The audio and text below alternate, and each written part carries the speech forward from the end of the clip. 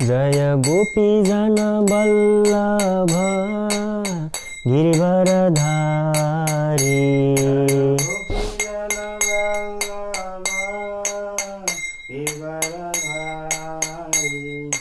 यशोदानन्दन ब्रज जनरञ्जन।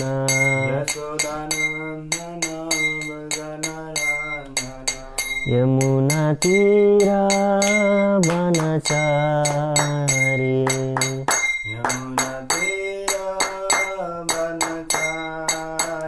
जय राधा माधव कुंज बिहारी।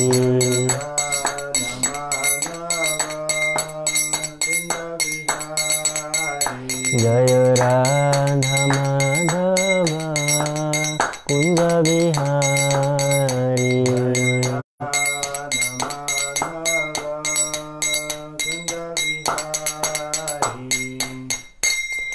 विष्णुपाद परमहंस प्रयोजकाचार्य अष्टोत्तर श्री श्रीमद् अभय चरणारविंद भक्ति वेदांत स्वामी शिल प्रभुपाद की जय।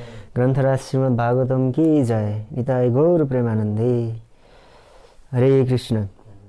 तो यहाँ सबैजनालाई स्वागत छ यस प्रातःकालीन श्रीमद् भागवतमको सत्रमा। त आज हामीहरू चर्चा गर्दैछौँ श्रीमद् भागवतम स्कन्द 3 अध्याय 3 को श्लोक नम्बर 9 देखि 13 सम्म। 11 देखि 13 सम्म।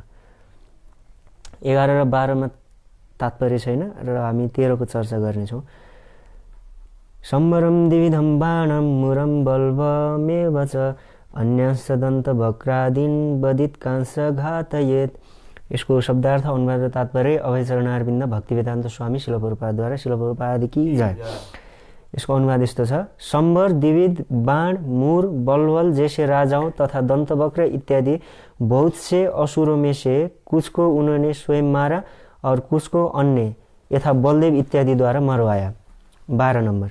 अथेच भातृपुत्राणाम पक्षयो पतितान निपतान सचाल भूकुरुक्षेत्रम यशमाप तताम बलहि। तत्पश्चात हे विदुर, भगवान ने शत्रुओं को तथा लड़ रहे तुम्हारे भतीजों के पक्ष के समस्त राजाओं को कुरुक्षेत्र के युद्ध में मरवा डाला। वे सारे राजा इतने विराट तथा बलवान थे कि जब वे युद्ध भूमि में विचरण करते तो पृथ्वी हिलती प्रतीत होते। 13 नंबर। सकर्ण दुषासो बलानम कुमंत्र पाकेन हत श्रेयायुषम सुयोधनम सानुचरम शयानम भग्नोरुमूर्ध्वानन्द पश्यन। यसको अनुवाद यस्तो छ। कर्ण दुशासन तथा सौबल की कुमंत्रणा के कपट योग के कारण दुर्योधन अपनी संपत्ति तथा आयु से विहीन हो गया।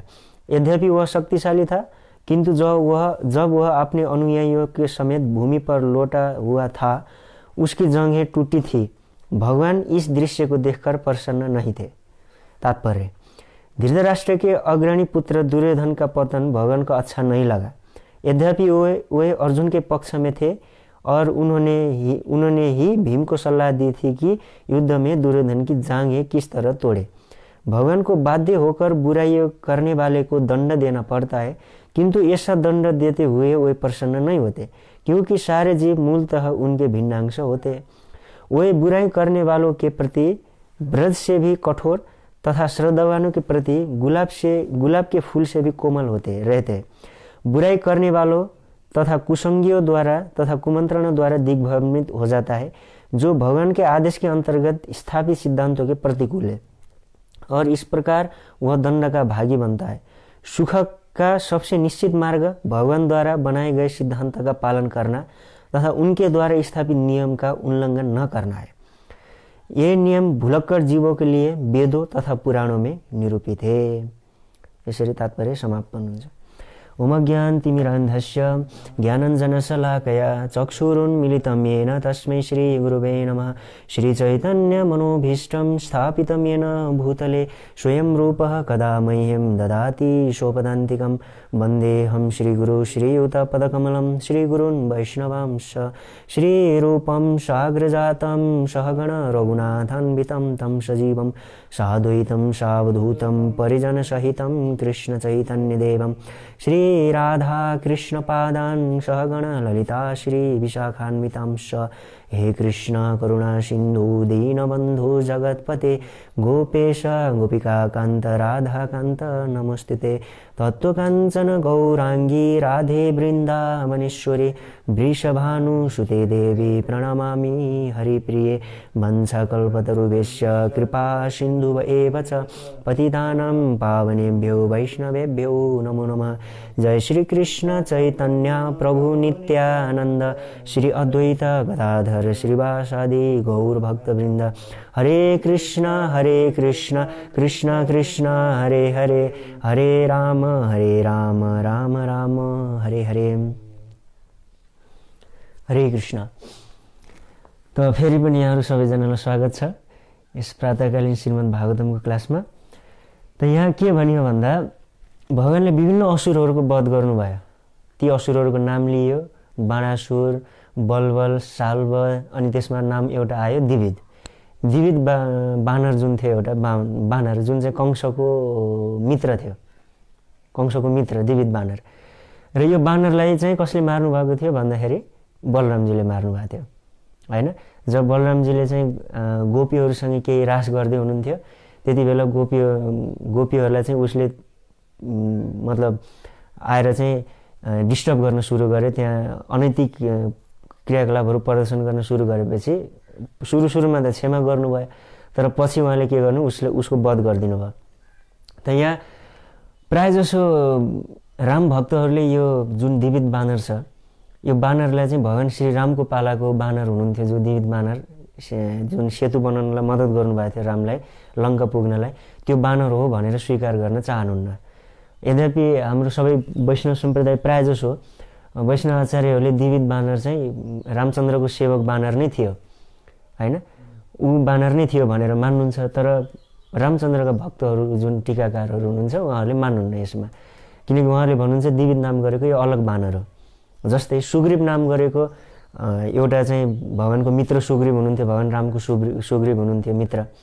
त्यस्तै जो सूर्य भगवानको जुन रथको घोडाहरूलाई पनि सुग्रीव भनिन्छ हैन। त्यसैले एउटै नाम गरेका विभिन्न व्यक्तिहरू हुन्छन्, त्यस कारणले गर्दाखेरि यो बानर दिविद बानर चाहिँ रामचन्द्रको सेवक होइन भन्नुहुन्छ। तथापि जुन वैष्णव आचार्यहरूले हाम्रो गौडी सम्प्रदायमा आचार्यले भन्नुहुन्छ कि ऊ बानर चाहिँ रामचन्द्रकै सेवक थियो, तर कंसको सङ्गतले गर्दाखेरि चाहिँ उसको दुष्ट प्रवृत्ति भएको थियो भनेर यसरी वर्णन गर्नुहुन्छ। त विभिन्न असुरहरूलाई भगवानले मार्नुभयो।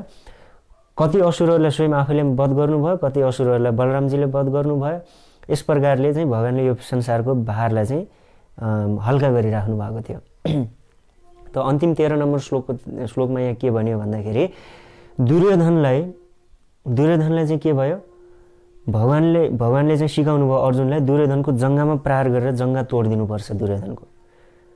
किनकि अर्जुनलाई पनि पहिला थाहा थियो यो दुर्योधन नै त्यो व्यक्ति थियो जसले द्रौपदीको जुन असत सभामा द्रौपदीको चाहिँ वस्त्र खिचिराखेको बेलामा उसले जङ्गा ठोकेर भन्थ्यो कि द्रौपदीलाई आएर मेरो जङ्गामा बस भनेर भनेको थियो। त्यसैले अर्जुनले प्रतिज्ञा गर्नुभएको थियो त्यति बेला कि यो दुर्योधनको म जङ्गा फोर्नेछु, यसको जुन जङ्गामा चाहिँ यसले द्रौपदीलाई बस्न भनेको थियो यो जङ्गालाई म फोरिदिनेछु भनेर चाहिँ उहाँले प्रतिज्ञा गर्नुभएको थियो। अनि त्यो प्रतिज्ञा याद दिलाउनु भयो भगवान श्रीकृष्णले, अर्जुन जङ्गामा प्रहार गर उसको। भगवानले नै सम्झाउनु भयो। दुर्योधनले भनिरहेको थियो कि बरु यो कस्तो कुरा गर्दै हुनुहुन्छ, यो त युद्धको मर्यादा विपरीत भयो। युद्धमा कहिले पनि कम्मरभन्दा मुनिको भागमा प्रहार गर्नु हुँदैन, यो सामान्य मर्यादा हो युद्धको। त हजुरले कसरी चाहिँ जङ्गामा प्रहार गर्न भन्नुहुन्छ भन्दाखेरि भगवानले भन्नुभयो तिम्रो यो मर्यादाको सबै प्रवचन अहिले बन्द गर, यो सबै बन्द गर। त्यति बेला जति बेला द्रौपदी जस्तो एउटा साध्वी स्त्रीलाई चाहिँ असत सभामा घिसारेर उसको चुल्ठो समातेर लिएर आउँदाखेरि त्यति बेला तिम्रो प्रवचनले तिम्रो यो मर्यादाको कुरा कहाँ गयो हैन। अनेकौँ कुराहरू सम्झाउनु भयो। अनि त्यसपछि भगवानले भन्नुभयो अर्जुन जङ्गामा आन। अर्जुनले भन्नुभयो बरु यो धर्म जुन धार्मिक सिद्धान्त छ यसलाई ब्रेक गरेर त पाप लाग्छ नि त, पाप लाग्ला नि मलाई, म कसरी गरौँ यस्तो। भगवानले भन्नुहुन्छ कि मेरो लागि गरेको चिज पाप हुँदैन। वास्तवमा शास्त्रमा भनिएको छ, भगवान श्रीकृष्ण स्वयंले पद्म पुराणमा भन्नुहुन्छ कि माम निमित्तम कर्तुम पापोपि धर्म्यम कल्पते। मेरो लागि गरेको, मेरो आदेश पालन गरेर गरेको पाप पनि धर्म हुन्छ। र मेरो आदेशलाई पालन नगरिकन गरेको पुण्य पनि पाप हुन्छ हैन, यसरी भन्नुहुन्छ। त भगवानको आदेश मानेर चाहिँ अर्जुनले के गर्नुहुन्छ, दुर्योधनको जङ्गा फोरिदिनुहुन्छ। अनि ऊ चाहिँ एकदम विह्वल भएर, उसको प्राण निस्केको छैन, एकदम विह्वल भएर चाहिँ त्यो प्राङ्गणमा ऊ चाहिँ पडिराखेको थियो यत्तिकै। अनि यहाँ बताइएको छ कि दुर्योधनको त्यो अवस्थालाई देखेर भगवान श्रीकृष्ण खुसी हुनु भएन, खुसी हुनु भएन। उहाँ चाहिँ किन खुसी हुनु भएन भन्दा यहाँ तात्पर्यमा प्रभुपादजीले बताउनुहुन्छ कि सबै जीवहरू वास्तवमा भगवानकै अंश हुन्। ममै वांश जीवलोके जीवभूत सनातन, सबै जीवहरू मेरा शाश्वत अंश हुन्। त सबै जीवहरूप्रति भगवानको प्राकृतिक रूपमा एउटा वात्सल्य छ सबै जीवहरूमा। त्यसैले कुनै पनि जीवले दुःख पाएको देखेर दण्ड उहाँले दिएर पनि भगवानलाई प्रसन्न हुँदैन। जसरी एउटा पिताले कोही पुत्रलाई दण्ड दिनुहुन्छ, बाहिर बाँधेर राख्नुहुन्छ हैन, अब यस्तो अनुभवहरू छ सबैको, केही दण्ड दिनुहुन्छ, खान दिनुहुन्न भने त्यो पितालाई खास प्रसन्न हुँदैन त्यसले, तर पनि पुत्रको कल्याणको लागि त्यो दण्ड दिनु नै पर्ने हुन्छ। र त्यही कुरालाई चाहिँ मध्यनजर राखेर भगवान कृष्णलाई पनि खास आनन्द आइरहेको थिएन, मजा आइरहेको थिएन यो दृश्यले। न त उहाँलाई आनन्द आइरहेको थियो, न त कुनै पाण्डवहरूलाई नै आनन्द थिएन। तर यो दण्ड दिनु चाहिँ दुर्योधनको लागि विशेष लाभदायक नै थियो। त यहाँ तात्पर्य प्रभुपादजीले बताउनुहुन्छ कि हरेक जीवको कर्तव्य के हो, सुख रहने एउटा सूत्र के हो भन्दा भगवानको आदेशलाई मान्नु। शास्त्र, भगवानको आदेश शास्त्रको माध्यमबाट चाहिँ जगतमा आएको छ।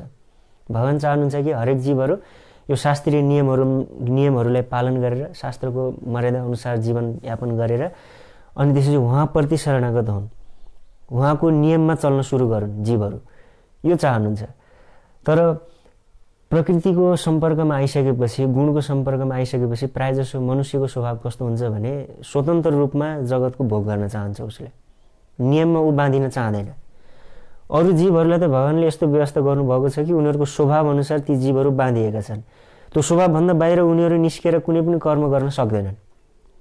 ती जीवहरू जस्तो कुकुरले आफ्नो स्वभावभन्दा बाहिर निस्केर कुनै पनि कर्म गर्दैन, बाँदरले पनि आफ्नो स्वभावभन्दा बाहिर निस्केर कर्म गर्दैन, कुनै पनि जनावरले स्वभावभन्दा बाहिर निस्केर कर्म गर्दैन। हरेक जीवहरू आफ्नो स्वभावमा बाँधिएका छन्। तर मनुष्य भनेको एउटा यस्तो प्राणी हो, उसँग आफ्नो स्वभाव छ तर पनि उसँग प्रशस्त मात्रामा विवेक, यो भेद गर्न सक्ने बुद्धि विवेक दिएको छ। त्यो विवेकले गर्दाखेरि उसले अत्यन्त स्वतन्त्र रहेर सम्पूर्ण नियम बन्धनहरूभन्दा बाहिर रहेर ऊ आनन्द खोज्न चाहन्छ हैन। अरू जीवहरूले पनि आनन्द खोज्छ, हरेक जीवहरूले आनन्द खोज्छन्, तर ती जीवहरूको आनन्द उनीहरूको शरीर, उनीहरूको प्रकृति, उनीहरूको गुणमा बाँधिएर सीमित अवस्थामा रहेको छ। यद्यपि मानिसको पनि सीमित छ, तर कस्तो छ भने मानिसले के चाहन्छ भने आफ्नो विवेकको प्रयोग गरेर, बुद्धिको प्रयोग गरेर, आफ्नो भावनाहरूको प्रयोग गरेर यो आनन्दलाई विभिन्न तरिकाले आस्वादन गर्न चाहन्छ। उसले भेराइटी रूपमा आस्वादन गर्न चाहन्छ। त्यसैले यत्रो सिभिलाइजेसन डेभलप भएको छ हैन। अब अरू कुनै पनि जीवले आफ्नो सिभिलाइजेसन डेभलप गरेको हामीले देख्न पाउँदैनौँ। उनीहरू लाखौँ वर्ष पहिला जस्तो थियो अहिले पनि त्यस्तै छ। तर मानिसहरू 10 वर्ष पहिला भेटेको मान्छे आज भेट्दाखेरि अलग हुन्छ, उसको रहनसहन, बोलीचाली सबै कुराहरू एकदमै अलग हुन्छ हैन। गाउँमा बसेको मान्छे सहर गएर आइसकेपछि उसको स्वभाव नै अलग हुन्छ, सहरमा बसेको मान्छे विदेश गएर आइसकेपछि उसको स्वभाव अलग हुन्छ। त भनेको आफ्नो स्वभावलाई पनि परिवर्तन गरेर मानिसले के गर्न चाहन्छ, आनन्दलाई एकदमै विस्तृत विशाल बनाएर हरेक ठाउँबाट त्यो यो आनन्दको आस्वादन गर्न चाहन्छ। अनि मानिसले यही गर्छ, मनुष्यमा यही प्रवृत्ति हुन्छ भनेर भगवानले के गर्नुभएको छ, शास्त्र रूपी डोरी लगाइदिनु भएको छ, शास्त्रको आदेश दिनुभएको छ। त यो शास्त्रको आदेश कस्तो हो भने जीवलाई उसको स्वतन्त्र रहने प्रवृत्तिबाट चाहिँ नियन्त्रण गरेर सीमित रूपमा उसको जति गुण छ, जुन गुण छ त्यो गुण अनुसार उसले जति भोग गर्न सक्छ त्यसलाई पनि लिमिट गरेर भगवानले चाहिँ भोग गर्नको लागि सुविधा दिनुहुन्छ। त्यसैले शास्त्रीय नियमहरूमा चल्नुपर्ने हुन्छ। शास्त्रमा खानपानको व्यवस्था, अब मानिसलाई यदि खानेकुरा दिने हो भने मानिसले हरेक कुराहरू, कुनै पनि चिजहरू, यानि मानिसले त अरू प्राणीहरूको हिंसा गरेर हत्या गरेर उसको मांस भक्षण गर्छ, मानिसले मात्रै गर्छ। अरू जीवलाई जे कुराहरू खानको लागि तोकिएको छ त्योभन्दा बाहेक उनीहरूले त्यो भक्षण गर्दैन, त्योभन्दा बाहेक चिजको भोग गर्दैन। तर मानिसले भेराइटीबाट आनन्द लिने प्रवृत्ति भएको हुनाले उसले के गर्छ, अरू जीवको हिंसा गरेर पनि त्यो शरीरको आस्वादन गर्न चाहन्छ। त्यसैले शास्त्रमा खानपानको नियमहरू बताइदियो, यो चिजहरू मानिसको लागि भोग्य चिज हो, भोज्य चिज हो, यो चिजहरू खानु हुँदैन। शौचाचारका नियमहरू बताइदियो हैन। शौचाचारका नियमहरू कसरी शुद्धिकरण रहने, आन्तरिक र बाह्य कसरी शुद्धिकरण रहने, यो सबै चिजहरू शास्त्रमा बताइयो। भगवानले शास्त्रको माध्यमबाट जीवहरूलाई सबै यो मर्यादाहरू दिनुभएको छ। त्यो मर्यादामा रहेर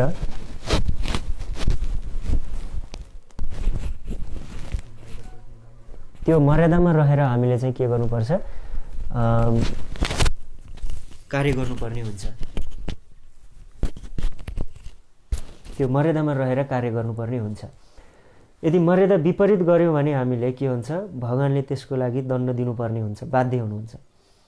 किनकि भगवानले हामीलाई सबै चिजहरू दिनुभएको छ। वास्तविकतामा शास्त्र दिनुभएको छ, साधु सन्तहरू पनि समाजमा ठाउँ ठाउँमा दिनुभएको छ, उहाँहरूको बाणीहरूबाट पनि भगवानले बोलिराख्नु भएको छ, सबै चिज दिनुभएको छ। तर यदि त्यो बाणीलाई पनि उल्लङ्घन गरेर, शास्त्रको उल्लङ्घन गरेर जीवले स्वतन्त्र धेरै आफ्नो मर्जीले यदि संसारको भोग गर्न चाहन्छ भने भगवानले बाध्य भएर दण्ड दिनुपर्ने हुन्छ। र त्यो दण्ड दिएर वास्तवमा भगवानलाई खुसी हुँदैन। र अहिले मानिसहरू झन् यो सिभिलाइजेसन डेभलपको कारणले गर्दाखेरि, यो सभ्यता अहिले आधुनिक समाज विकसित भएको कारणले गर्दा झन् मानिसहरू यो शास्त्रीय बन्धनभन्दा धेरै माथि उठ्न चाहन्छ। शास्त्रीय बन्धनभन्दा पनि यो बन्धन त कुरै छोडिदियो, त्योभन्दा पनि आफ्नो पारिवारिक, आफ्नो मातापिताको, आफ्नो आफूभन्दा वरिष्ठ व्यक्तिहरूको यो आज्ञाको बन्धनभन्दा पनि माथि उठेर चाहिँ भोग गर्न चाहन्छ। र युवा युवतीहरू पनि आफ्नो परिवारमा मातापिताको आदेश नमानिकन समाजमा स्वच्छन्द विचरण गर्न चाहन्छ उनीहरू। त किन यस्तो गर्छ भन्दा किनकि आफ्नो विवेकको प्रयोग गरेर उनीहरूले आनन्दलाई भेराइटीबाट भोग गर्न चाहन्छ। तर शास्त्रमा के भनिएको छ, शास्त्रमा भगवानले भन्नुहुन्छ शास्त्रको माध्यमबाट कि जीवस्य तत्त्व जिज्ञासा नार्थयश्चेह कर्मवि। वास्तवमा वेदान्त सूत्रमा भन्नुभयो व्यासदेवजीले, स्वयं व्यासदेवजीले भन्नुभयो अथातो ब्रह्म जिज्ञासा, अत ब्रह्म जिज्ञासा। अब यहाँबाट ब्रह्म जिज्ञासा गर्नुहोस्। यहाँबाट भनेको मानिसको शरीर प्राप्त भयो नि, विवेक प्राप्त भयो, मुमुक्षा जागृत भयो, अब के गर्नुहोस्, ब्रह्म जिज्ञासा गर्नुहोस्। शाश्वत ब्रह्म भन्नु बित्तिकै यहाँ बुझ्नुपर्छ शाश्वत तत्त्वको बारेमा जिज्ञासा गर्नुहोस्। यही कुरालाई चाहिँ भागवतमा व्यासदेवजीले विस्तृत रूपमा वर्णन गर्नुभयो। जीवस्य तत्त्व जिज्ञासा नार्थयश्चेह कर्मवि कामस्य न इन्द्रिय प्रीतिर्लाभ जीवित यावता। जीवले काम भोग गर्ने भनेको मनुष्यले काम भोग गर्ने कार्य होइन। यो संसारमा यो संसारको वस्तुहरूलाई भोग गर्ने यो मनुष्यको कार्य होइन। एउटा मात्रै कार्य छ, के? जीवस्य तत्त्व जिज्ञासा, तत्त्व जिज्ञासा गर्ने। नार्थयश्चेह कर्म, योभन्दा अर्को केही काम नै नगर्नुहोस् भन्छ। अरू केही काम नै नगर्नुहोस्, केवल तत्त्व जिज्ञासा गरेर बस्नुहोस्। त्यो अनुसार आफ्नो जीवनयापन अगाडि बढाउनुहोस्, होइन? अब प्रश्न आउला त्यसो भए खान लाउनको लागि के गर्ने त? मतलब तत्त्व जिज्ञासा मात्रै गरेर बस्ने? खान लाउनको लागि पनि त केही गर्नु पर्यो, बिजनेस व्यापार गर्नु पर्यो, पैसा कमाउनु पर्यो भन्दा के बताएको छ भने कर्तव्य रूपमा गर्नुहोस्, होइन? लक्ष्य संसारलाई नराख्नुहोस्, संसारलाई कर्तव्य रूप सम्झेर लक्ष्य केवल भगवत प्राप्तिको लागि मात्रै, तत्त्व जिज्ञासाको लागि मात्रै राख्नुहोस्, होइन? जब जीवनको उद्देश्य फिक्स हुँदैन जीवनमा, तब के हुन्छ, मन एकदम अशान्त हुन्छ, मन भड्किन्छ। लक्ष्यको अभावले गर्दाखेरि मन भड्किन्छ। अनि संसारमा कोही पनि मानिसहरूलाई थाहा छैन कि लक्ष्य वास्तविकतामा के हो, होइन? बरुबाजीले भन्नुहुन्थ्यो कि संसारको मान्छेहरूलाई लाग्छ कि लक्ष्य भनेको यही राम्रोसँग पहिला खाइन्थ्यो, तर अब राम्रोसँग खाने अझै यो लक्ष्य भयो कि। पहिला भुइँमा बसेर खाइन्थ्यो, अब 5 स्टार होटेलमा बसेर डाइनिङ टेबलमा बसेर खाने, यो चाहिँ लक्ष्य भयो, होइन? पहिला हिँडेर गइन्थ्यो, अब बाइकमा जानु, यो चाहिँ जीवनको लक्ष्य भयो। पहिला मानिसहरू हिँडेर चाहिँ यति टाढा टाढासम्म पुग्थ्यो कि अब कुरै छोडिदियो। म सानो हुँदाखेरि पनि हामीहरू हिँडेरै सदरमुकाम पुग्थ्यौँ कि, गुल्मीको सदरमुकाम तम्घाससम्म हिँडेरै पुग्थ्यौँ। जब कि गाडीमा 5-6 घन्टा लाग्छ जान, हिँडेर 4 घन्टामा पुग्थ्यो हामीहरू, सर्टकट बाटो, होइन? अब अहिले हिँड्ने प्रवृत्ति मानिसहरूको सकियो। यहाँबाट त्यहीँ जानु पऱ्यो भने फुत्तै यसो बाइक चलाएर बाइकबाट गयो। अनि त्यसपछि मानिस 30-40 वर्ष घुम्नु पाएको छैन। अनि त्यसपछि दमको रोग, यो सबै रोगहरू, यो मोटोपन, यी सबै चिजहरू आउन सुरु गर्छ। त शास्त्रमा जुन बताइएको छ त्योभन्दा विपरीत गर्न सुरु गर्छ मान्छेले, होइन? अनि मानिसलाई आफ्नो जीवनको लक्ष्य थाहा छैन। लक्ष्य थाहा नभइसकेको अवस्थामा अनि उसले चाहिँ यो शारीरिक सुविधाहरूलाई अझ उच्च स्तरले चाहिँ भोग गर्नु, यसलाई नै जीवनको लक्ष्य मानेको हुन्छ, होइन? तर भगवत गीतामा के भन्नुहुन्छ भगवानले? एम लब्ध्वा चापरम लाभम मन्यते न अधिकम तथा यस्मिन् स्थितो न दुखेन गुरुणापि विचारले। जसलाई प्राप्त गरेपछि अरू केही प्राप्त गर्नु नै बाँकी छैन, त्यसलाई लक्ष्य भनिन्छ। लक्ष्यको डेफिनेसन यसरी दिनु हो, केही बाँकी नै छैन पाउनको लागि, होइन? केही पनि पाउन बाँकी छैन। पारिजात अन्धशालब्धे सारङ्ग अन्यत्र सेवते तथङ्ग्री मूलमाश्रद्ध साक्षात् किम किम वृणिमय। भागवतले भन्छ कि मौरीले जब पारिजात वृक्षको फुल प्राप्त गर्छ अब उसलाई अरू कुनै पनि फुलहरू चाहिँदैन हैन। मौरी विभिन्न फुलहरूमा यता पनि मुख डोब्दै यता पनि डोब्दै यसरी उडिराखेको हुन्छ नि, किनकि उसलाई एउटा फुलबाट पर्याप्त रस मिल्दैन के। तर जब उसलाई स्वर्गको पारिजातको फुल प्राप्त हुन्छ त्यहाँ असीम रस प्राप्त हुन्छ, अब ऊ कुनै पनि फुलहरूमा भुनभुनाउँदैन हैन। त्यसै गरेर भगवत चरणारविन्दको प्राप्त भइसकेपछि जीवलाई अब के चाहिन्छ? केही पनि चाहिँदैन। स्वामी कृतार्थ अस्मि वरम न याचे हैन, ध्रुव महाराजले भन्नुभयो नि, केही पनि चाहिँदैन। त यो सबै लक्ष्य के हो कसरी थाहा हुन्छ? शास्त्रबाट। मानिसहरू संसारमा लक्ष्य बनाउनको लागि दौडिरहेछ, बनाउनको लागि। शास्त्रले भन्छ लक्ष्य नबनाउनुहोस्, लक्ष्यलाई चिन्नुहोस्। लक्ष्य तपाईँको अलरेडी छ हैन, लक्ष्य तपाईँको अलरेडी छ, भइसकेको छ लक्ष्य, तर तपाईँले बुझिराख्नु भएको छैन कि तपाईँ के को लागि दौडिनु भएको छ। लक्ष्यलाई चिन्नुहोस्। यो कुरालाई शास्त्रबाट प्राप्त गर्न सकिन्छ हामीले। जब व्यक्तिले शास्त्र अनुशीलन गर्छ, शास्त्रको मर्यादामा रहन सुरु गर्छ, शास्त्र अध्ययन गर्छ, त्यसपछि मेरो जीवनको लक्ष्य त यो पो रहेछ, म यो अनुसार चल्नुपर्ने रहेछ। अनि त्यो म संसारमा जे पनि कार्य गरिरहेको छु यो मेरो केवल कर्तव्य रूप मात्रै, केवल कर्तव्य रूप। कर्तव्य रूपबाट जब गर्न सुरु गर्छ उसमा लोभ लालच इत्यादि चिजहरू हुँदैन, जसले संसारमा बाँडेर राखोस् उसलाई। त्यसैले जीवले संसारबाट सजिलै परम मुक्ति भगवानको धाम प्राप्त गर्न सक्छ। त्यो यति सजिलो विधि छ। तर जब मानिसले चाहिँ यो कुरालाई बिर्सेर परम स्वतन्त्र हुन खोज्छ जब जीव, अनि त्यसपछि अनि उसले शास्त्रको मर्यादा उल्लङ्घन गर्छ, महापुरुषहरूको निन्दा गर्छ, साधु सन्तहरूको निन्दा गर्छ, अनि लास्टमा भगवानको पनि निन्दा गर्छ, अनि भगवानले त्यस्ता व्यक्तिलाई दण्ड दिनुपर्ने हुन्छ हैन। अनि जति शास्त्रको कुरालाई हास्यास्पद बनाइदियो, जति हास्यास्पद बनाइदिएर जोक बनाइदियो शास्त्रको कुरालाई, त्यति सिभिलाइजेसन डेभलप भएको मानिन्छ हैन।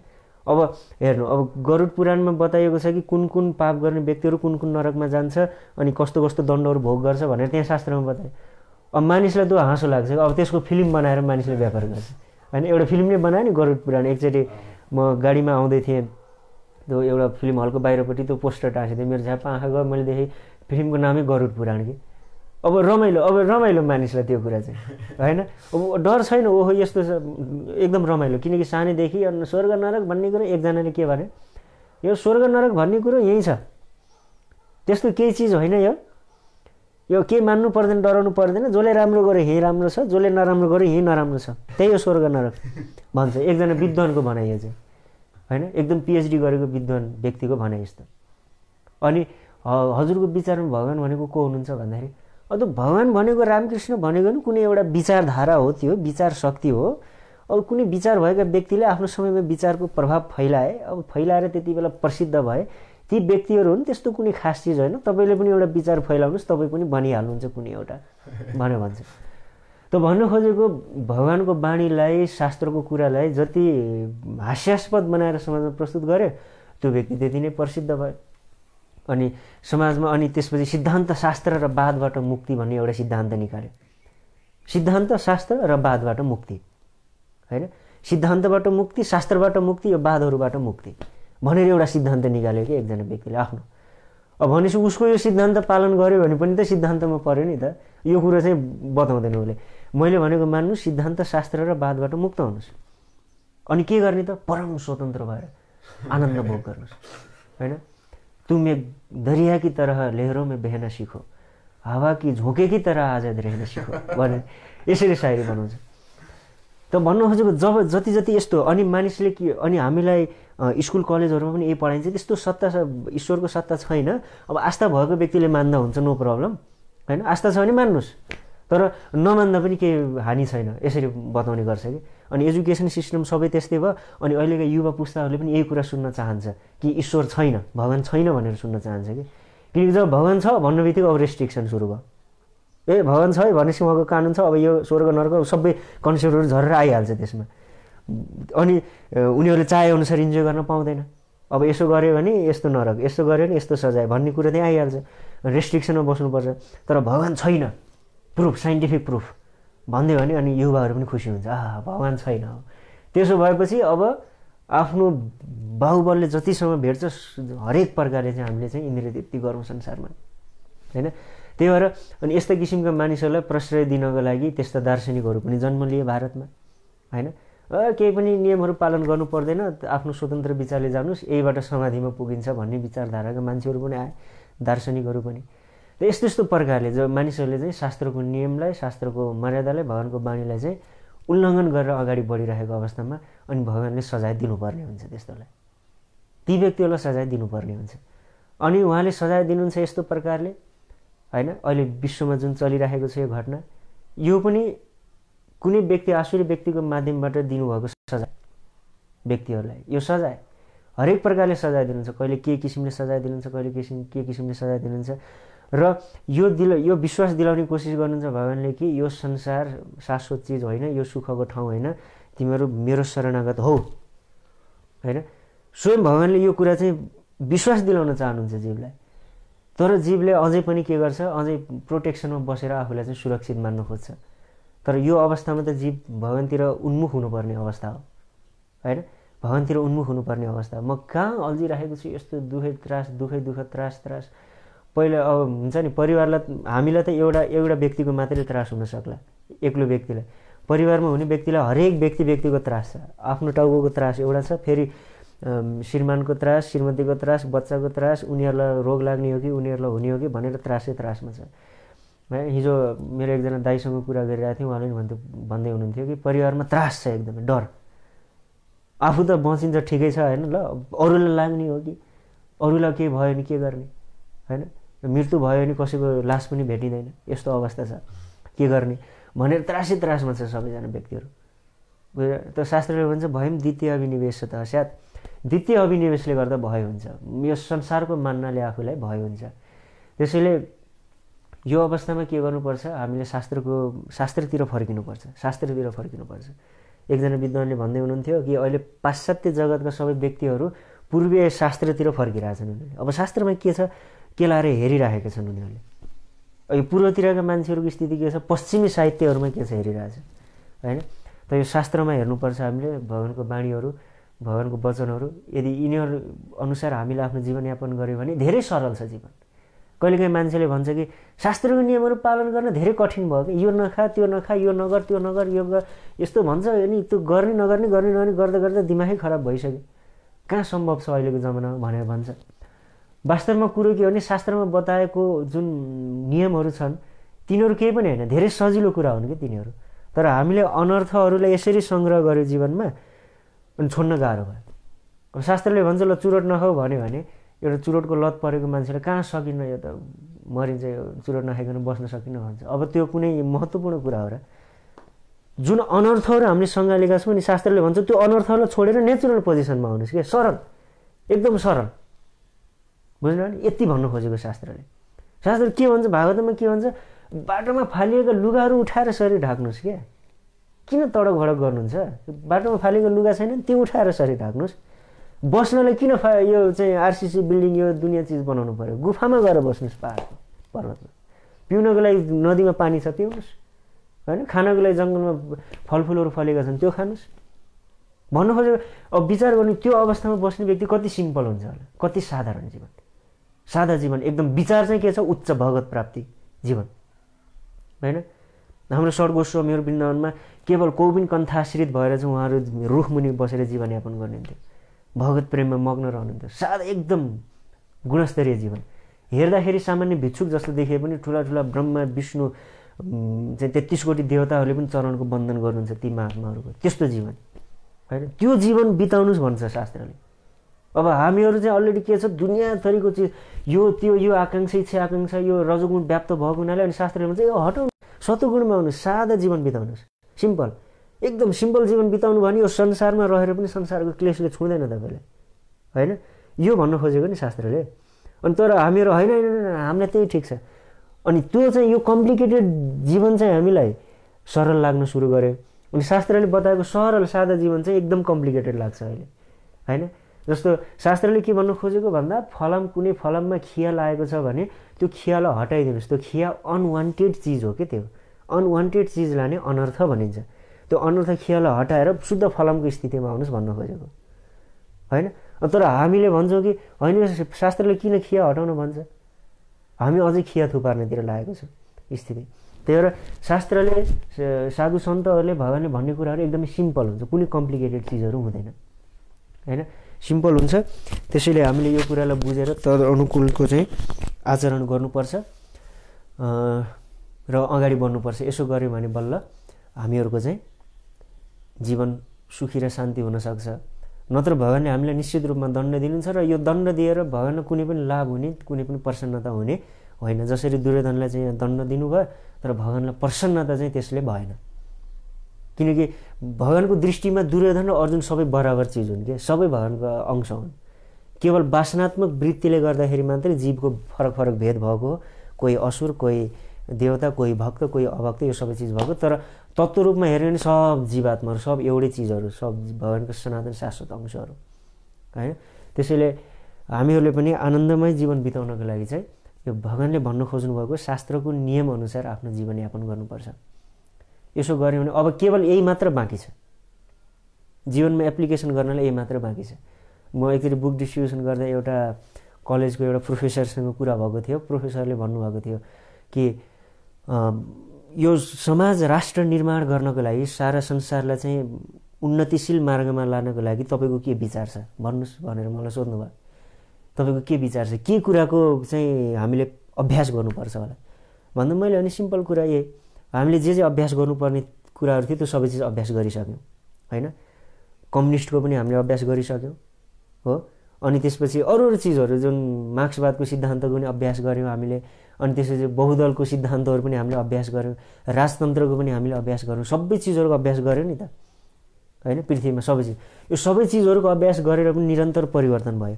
कुनै पनि चिज स्थायी रूपमा रहेन, सबै चिज, सबै व्यवस्थाहरूमा अशान्ति मात्रै रहेको हामीले पायौँ होइन, सबै अवस्थामा। र अहिले नागरिकहरूलाई सबै देशहरूले स्वतन्त्रता दिएकै छन् होइन। हरेक नागरिकले आफ्नो इच्छाअनुसार, आफ्नो स्वभावअनुसार वृत्तिहरू गर्न पाउँछ। विशेष गरी विदेशी युरोपियन मुलुकहरूमा त एकदमै स्वतन्त्रता छ, हरेक आफ्नो बासना पूर्तिको लागि हरेक सुविधाहरू त्यहाँ उपलब्ध छ। तर यो सबै चिजहरू अभ्यास गर्दा गर्दै पनि शान्ति भएको छैन भनेपछि एउटा चिजको कमी छ, एउटा चिज अभ्यास गर्न कमी छ, त्यो हो शास्त्रीय मर्यादा अनुसारको चाहिँ जीवनयापन गर्ने। यो चिजको मात्रै कमी छ। किन यसलाई एकचोटि एप्लाई गरेर नहेर्ने होइन। एकचोटि एप्लिकेसन गरेर हेरौँ न, यसलाई एकचोटि यसलाई एप्लाई गरेर हेरौँ कस्तो हुँदो रहेछ होइन। यदि यो भयो भने भइहाल्यो, सुख शान्ति भइहाल्यो, भएन भने छोडिदिउँ, अर्को गरौँला। तर एकचोटि यसलाई एप्लाई गरेर हेरौँ न। जुन साधु सन्तहरूले चाहिँ एकदम गर्जना गरेर भनिरहेका छन् कि हे मनुष्यहरू शास्त्रीय मर्यादामा आउनुहोस्, शास्त्रीय मर्यादामा आउनुहोस्, शास्त्रीय मर्यादामा आउनुहोस् भनिरहेका छन् नि साधु सन्तहरूले। एकचोटि यिनीहरूको कुरा सुनेर हेरौँ न, एकचोटि मात्रै कस्तो हुँदो रहेछ। कतै शान्ति भइ नै हाल्ने हो कि संसारमा, आनन्द भइ नै हाल्ने हो कि। एकचोटि यसलाई प्रयोग गरेर हेरौँ होइन। शास्त्रीय सदाचारका नियमहरू पालन गरौँ र साधु सन्तहरूले जे भन्छन् नि त्यो अनुसार एकचोटि गरेर हेरौँ होइन। एकचोटि यो गरेर हेऱ्यौँ भने अनि त्यसपछि बल्ल हामीलाई चाहिँ शान्ति हुनेछ। यो एप्लिकेसन गर्न बाँकी छ भनेर मैले उहाँलाई जवाफ दिएपछि उहाँले भन्नु हो सही कुरा हो, वास्तवमा मलाई पनि त्यस्तै लाग्छ। साधु सन्तहरूको हृदयमा पक्कै केही न केही चिज हुनुपर्छ कि उहाँले भन्नु। अनि त्यही कुरा हाम्रो शास्त्रमा भनिन्छ, धर्मस्य तत्त्वम निहितम गुहायाम। साधुहरूको यो हृदयमा लुकेको छ धर्मको तत्त्व, शान्ति र समृद्धि, सुख सबैको चिज सूत्र चाहिँ साधुहरूको हृदयमा लुकेको छ। उनीहरूको हृदयबाट चाहिँ उहाँहरूले आफ्नो त्यो अनुभवलाई जनताहरूमा वितरण गर्न चाहनुहुन्छ। यो कुरालाई सुनेर हामीले त्यो अनुसारको राज्य स्थापित, त्यो अनुसारको समाज, त्यो अनुसारको परिवार बनायो भने हामी स्वभावले सुख शान्ति हुन सक्छौँ। एकचोटि त्यसलाई अपनाएर हेरौँ होइन भनेर मैले उहाँलाई भनेपछि उहाँले पनि एकदम चित्त बुझाउनु भयो त्यो कुरामा।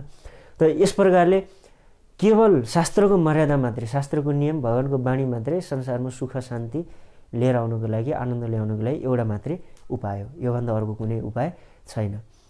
र यति भन्दै आजको यस श्रीमद् भागवतमको बाणीलाई चाहिँ यहीँ विश्राम दिन चाहन्छु।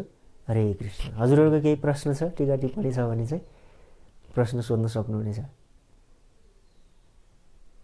छ भन्नुहोस् प्रश्न। ए छैन, ल ठिक छ। हरे कृष्ण हरे कृष्ण कृष्ण कृष्ण हरे हरे, हरे राम राम राम हरे हरे। ग्रन्थराज श्रीमद् भागवतम की जय।